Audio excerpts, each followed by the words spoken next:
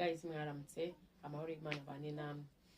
Ngarutse kubwira abahungu bavuga ngo ntago narongora umukobwa ukora mu kabari, ntabwo namushaka ni ikirara. Icyo muvuga ntabwo aricyo, ntabwo turi bugihuzeho na gatoya, nta hantu bihuriye.